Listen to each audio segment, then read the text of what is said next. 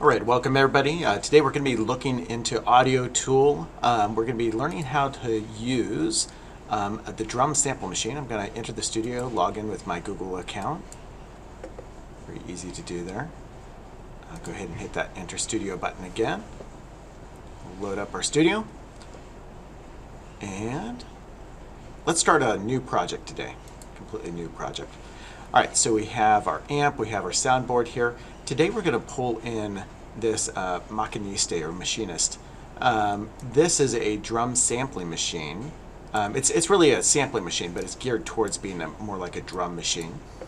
And we're going to go over here to our samples because if you notice, if you hit play, there's no sound or anything like that. It didn't really do anything because we don't have anything in here yet. In here, I should say, there's 10 sample banks here, or maybe it's 9. I guess it's 9. 1, 2, 3, 4, 5, 6, 7, 8, 9. Yeah, so nine rows across. And we're going to come over to our samples, go to our one-shot tracks here. So I hit samples up here, and then over here you have looping samples, which you can pull in here, but they don't work very well because they're too long. You pull in the one-shot samples though, and we're in better shape. So here we have a kick, a snare, a clap, a hi-hat. We'll play with these for right now. So when you grab, I'm going to grab that kick. It kind of minimizes the screen at first, but then it lets me zoom back in. And I'm going to just drop it into the first area here. And the way this works is if I hit play here, and I'll turn on my looping right now, so just so that it repeats every 4 bars. I'm going to hit play here. And you'll see it's moving across the timeline. And yes, these are in fact 16th notes that are going across. So every group of 4 counts as a quarter note. You can think of this entire row of 16 boxes as being one whole note. So if I hit number 1, you'll hear the bass drum hit on 1. If I hear me, let's see, I'll click on 9 as well. That's the, so we've got 1 group of 4, 2 groups of 4. So now we have beats 1 and beat 3. If we wanted straight quarter notes, we could do that. You get that pounding dance rhythm. We could do a little syncopation, play around with it.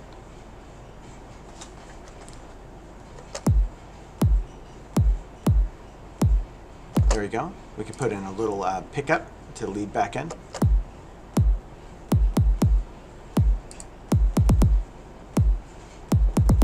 Okay. Next thing we could do, let's pull in a snare. Yeah, that'll work. Bring that in. I'm going to drop that into my second one here. The snare drum now. Let's see. A nice snare drum usually has a backbeat on beat 5 and beat 13 because that's really actually big beat 2 and big beat 4. So we call those the offbeats. So like 1, 2, 3, 4, so on and so forth. Here we go.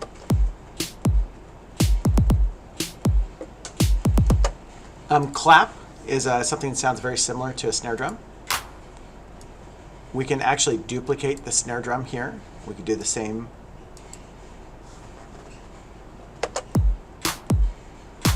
And now you have this more accented snare drum, for example. We pull in our closed hi-hat here. The hi-hat likes to sit on all the 8th notes, so we'll do every other dot here.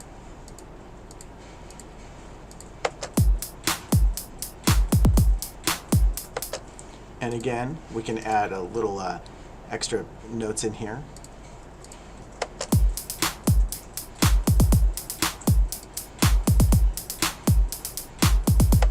Whatever sounds good to you. All right, so now we have a basic drum beat. Just know that there's other things that you can pull in here too.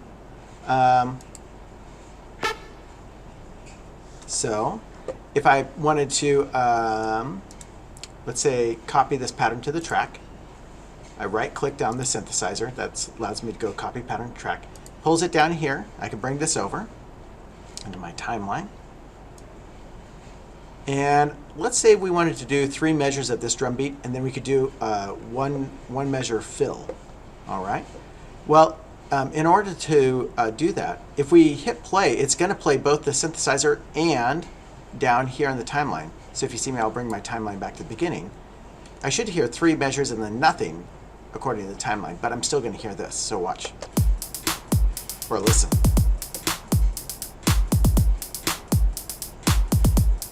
Right there, you see it? It's still playing even though it's not on the timeline. That's because the pattern's still playing up here on the synthesizer. So if I go to pattern 2, it now clears that. And then I'll bring this timeline back to measure 3 here.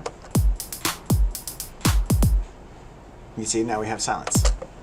So what we could do in here is we could put in some sort of fill. So let's see what we can find here.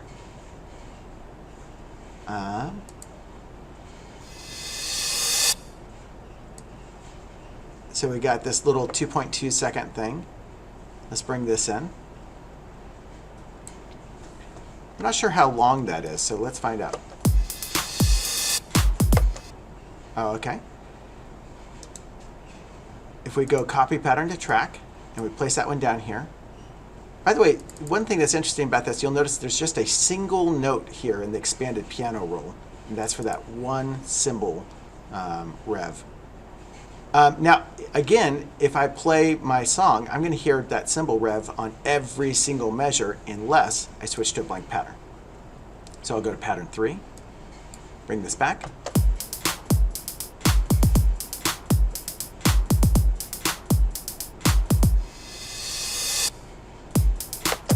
Okay, what if we put that on beat 2 instead?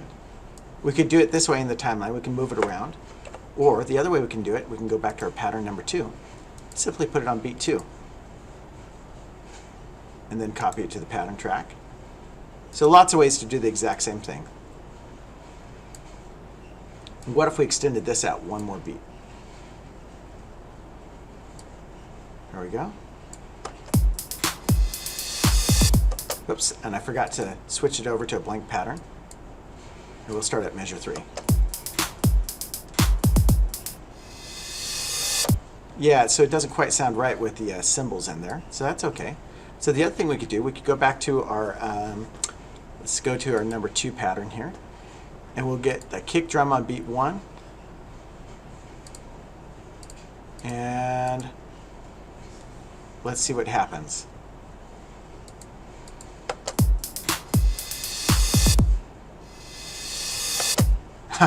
But again, I forgot to switch to the blank pattern. So go to pattern 3 here, so we get a blank pattern up here.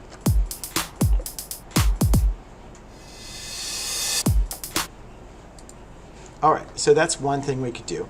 We could add more in there too. So for example, we could add, let's go snare drum. We'll add some snare drum right there towards the end. And so now our fill will sound like something like, maybe like this.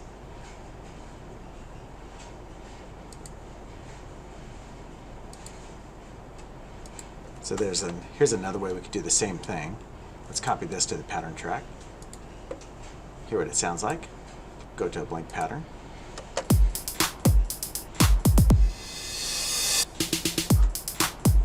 There you go. So you have basically a little drum loop here that you can create. If you get extra note tracks, you can just X them out to get rid of them. And that's how you use that Machiniste. All right, or Machiniste. Hope you enjoyed. We'll see you around.